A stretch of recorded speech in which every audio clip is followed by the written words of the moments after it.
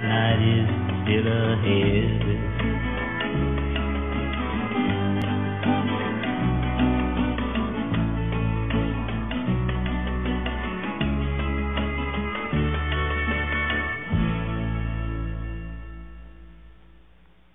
Bob Dylan, Lady Day.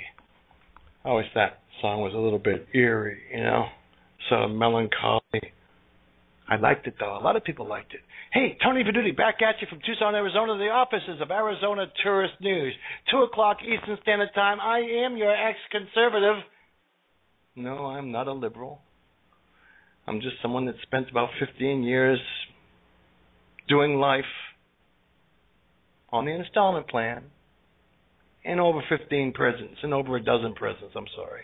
I don't know the exact count, folks. It could be 15, it could be 11. But I'm sure I counted 12 really quick. So I'm staying with 12 inside my head. At any rate, over the past week or two, we've been reading Ayn Rand's Anthem. And as you know, I'm a fan of Ayn Rand, never having heard of her prior to 3 years ago. It's just uncanny the things that are out there that you don't know about. And once you start looking, the things that you find with no intention of having found them.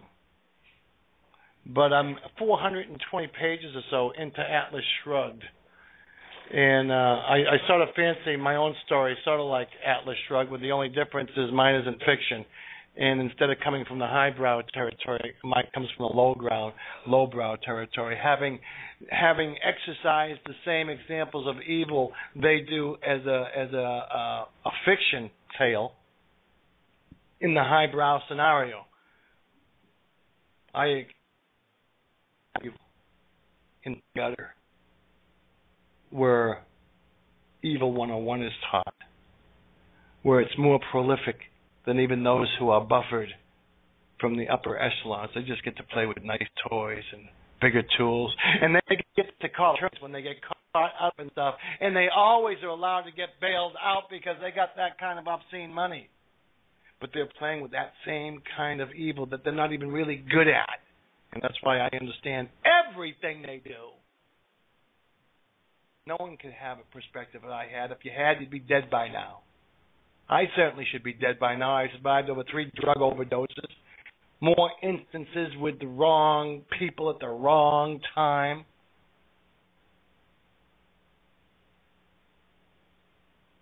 If I had to do it again, would I? No. Do I regret having it done? No.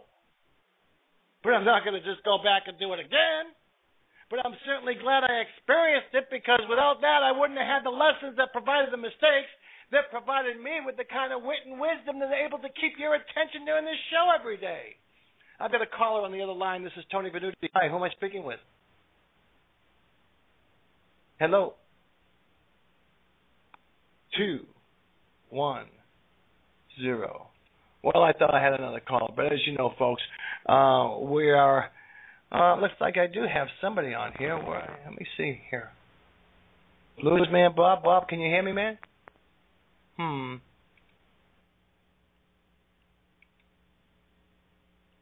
Okay, folks. Excuse the interruption. I was talking about Ayn Rand. I was talking about how I've been reading Atlas. Now, Atlas is about, I'm into about 430 pages so far. And a couple weeks ago, I was reading. See, what happens is this. There's so much, you can't read more than 2 or 3 or 4 pages of that book without having paragraphs or pages at a time that you just want to circle, highlight. It carries its own weight, almost like its own thesis, its own paper, its own essay. So I read this one little section, and I highlighted it in the book, thinking I'd have to type it out and so forth so that I could read it or something or share it with people. So I had the beginning part of that section of the book to the end part. It was probably about 10 pages or so.